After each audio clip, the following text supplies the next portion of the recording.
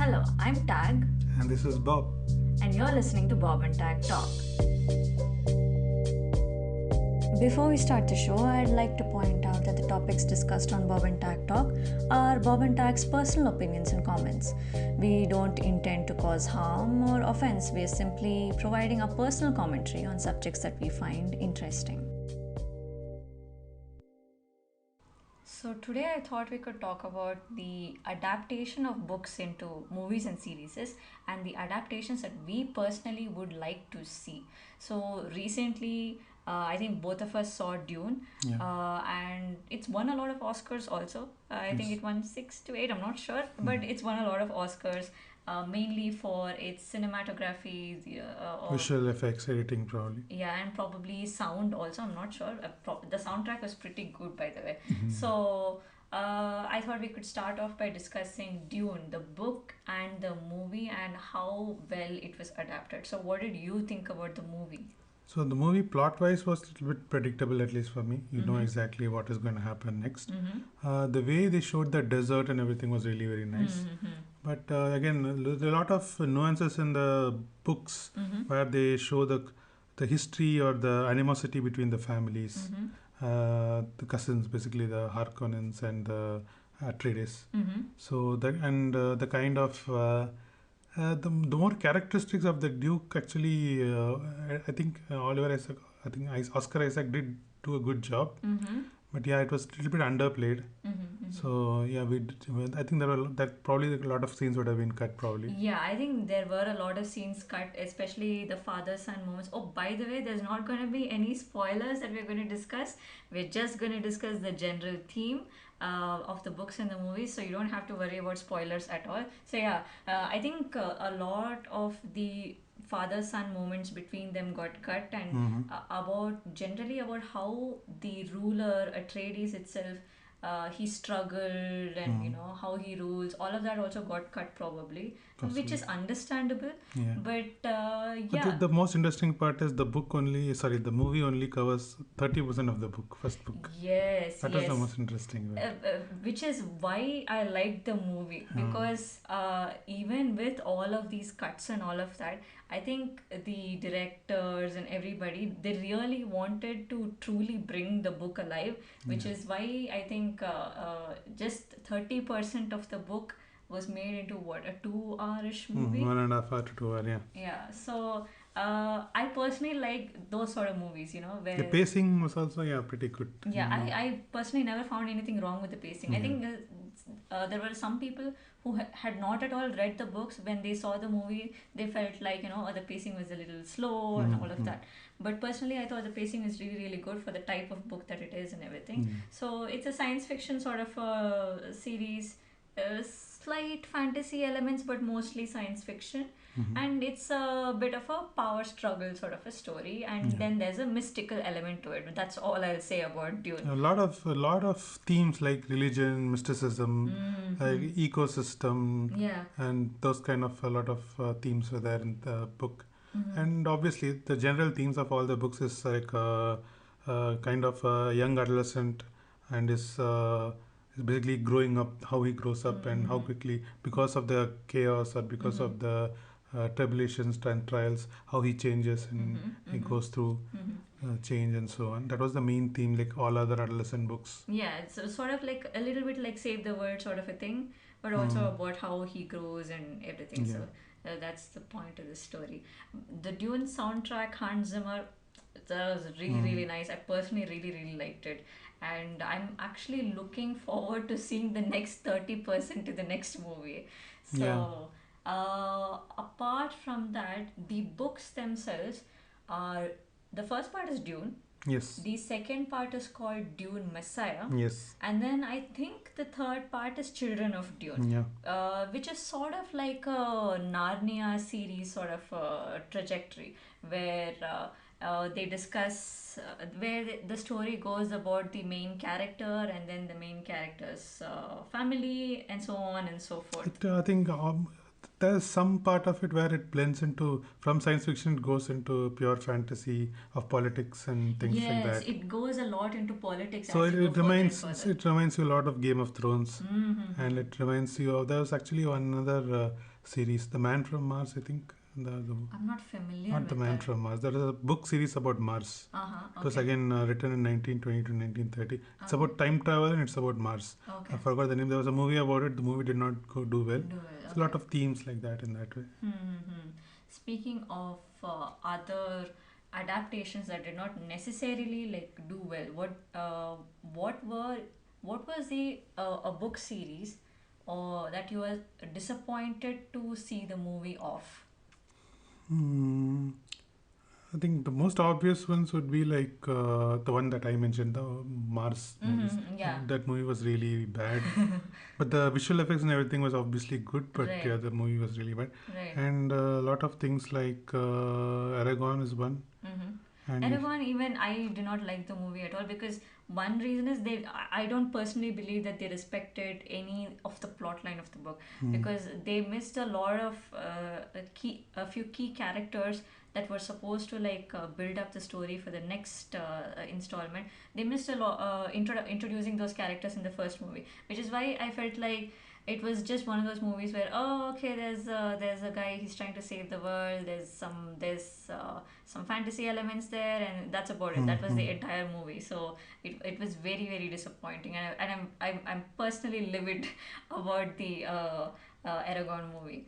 yeah, and there are a lot of other movies like Percy Jackson series, which was tried out as a movie, did not work out. Like, Especially personally, I don't think the casting was very well done in my opinion. I It's like as someone who has read the books and imagined the cast and everything in my head, seeing them all come to life was very underwhelming for me. hmm, hmm.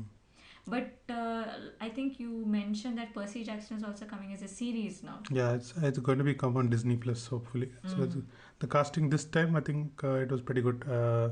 The person who plays the young boy who plays Walter Scobell, who plays in the Adam Project, he's one of the main characters. That will be good.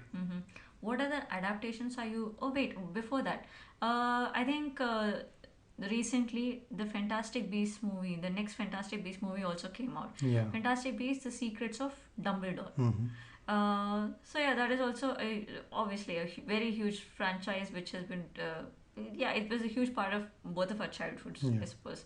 So I still think that the Harry Potter franchise is going pretty strong. This latest movie, I personally liked. I thought the plot was pretty good. I thought the storyline between Dumbledore and his life and everything was explained very well. Yeah. So I'm looking forward to seeing the convergence where at the end of the Yeah, Dumbledore yeah. series. Basically, the final stand Battle. between Grindelwald and then Dumbledore, how it comes up. I think the last two movies, yeah, I think it's a 5-movie series probably. So the last two will be completely focused on Dumbledore. I don't know how much the what's the character's name? Newt Scamander. Newt's commander. I don't know how much he will feature in it, but yeah, he may not be the primary character at least in the next two movies. Possible. What other adaptations are you looking forward to? Well, a lot of I think King Killer Chronicles is one that I'm personally looking forward to. So, for those who don't know the basic idea about King Killer Chronicles, it's also a fantasy driven sort of a story about a man who has already become a legend. He's already gone through all of the trials, tribulations, and now he's running a very lonely restaurant sort of a place. And he retells his story, and we see To a historian, flashbacks. I think. Yes, to a historian, and we see flashbacks of all the famous fights that he's done and his Yeah. life story. So that is a general theme behind King Killer Chronicles. So like you said, I think that might be very interesting when it gets adapted into a series. Yeah. I think it might be really fun also. Yeah. The best part is that it should be a series because there are a lot of things, minor things in the Yes. movie. Yeah, because it's even a two, like we discussed, even a 2.5 1.5 hour 2 hour movie. 2 hour movie, it had a lot of nuances cut because obviously it's very obvious that you can't display everything in a movie. Yes. So as a series, I think it'll be a more profound story. Honestly, even Aragon could be implemented as a series, but I think with Aragon, there's a lot of like.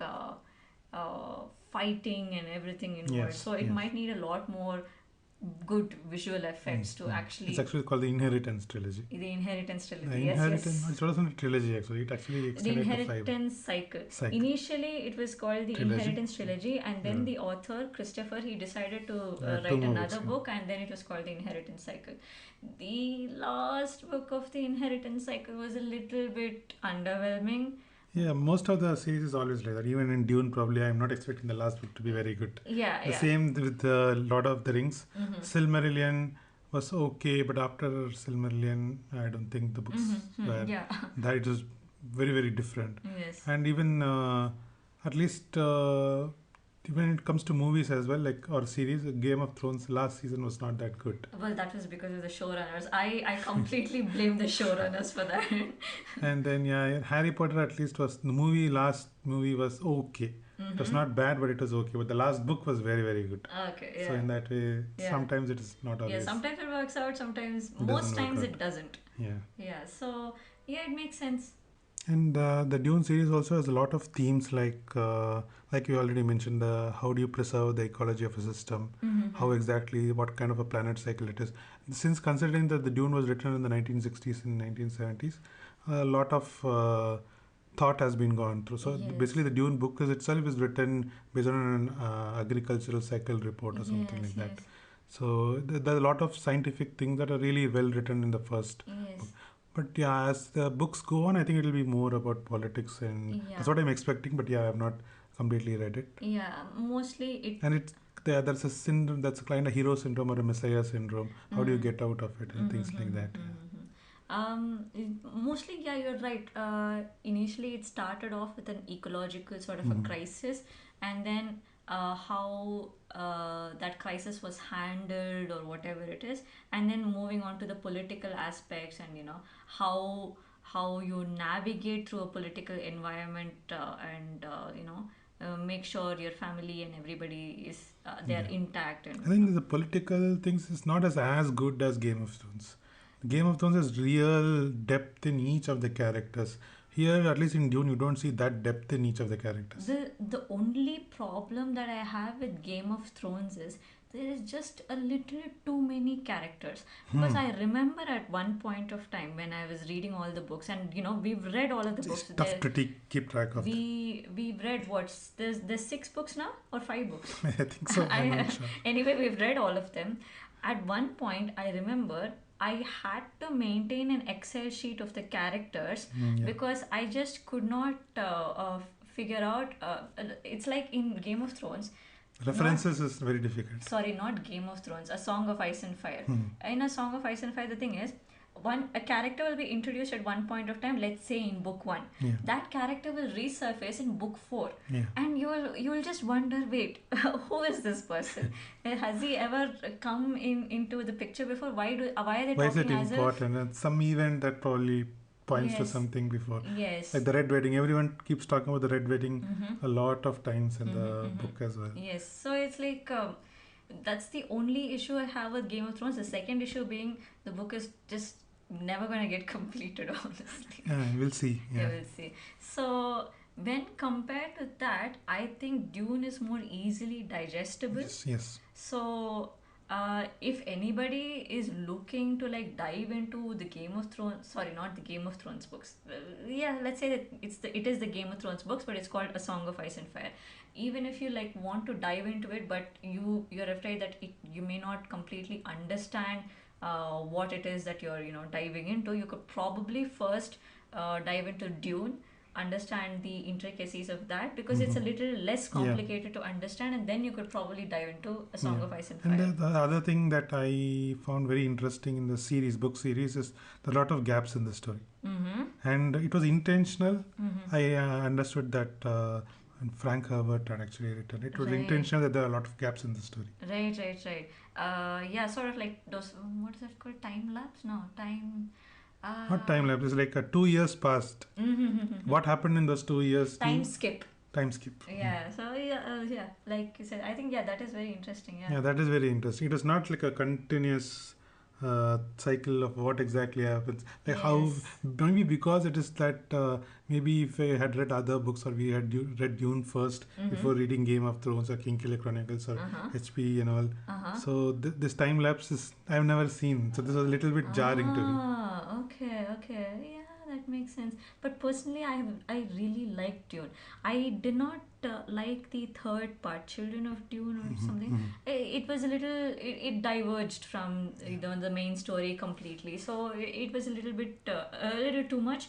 But Dune itself is, I think, a very well written story about politics and ecology, like you said, and you can tell that Frank Herbert has, given a lot of thought to the mindset of a, let's say, a messianic figure, Yeah. and how he intends to save the world and everything. So, in that way, kudos to Frank Herbert. And like you said, it was written in the 19. 60 to 70 probably. So yeah, we'll see what happens with the next Dune series. I'm looking forward to seeing the next 30 to 60% of the first book. I think the visual effects are going to be stunning. And I think the characters are also, they were cast really well. So I'm really, really looking forward to it. Well, And there's a very good cast for that particular movie. But yeah, without saying any spoilers, it'll be sad to see some characters go. yes, yes. And I think that's a good. It's more for me. It'll be sad to see those actors go. Yes, yes, They're that's really true. good actors. Some are Yeah, really good some of them actors. are really, really good actors. I think that's a good spot to end it there today. Hey, thanks for listening to Bob and Tag Talk. Please consider following us on our Instagram and Facebook pages. We put out weekly summaries of the topics discussed on the podcast. And if you found this episode informative, please like, share, and subscribe.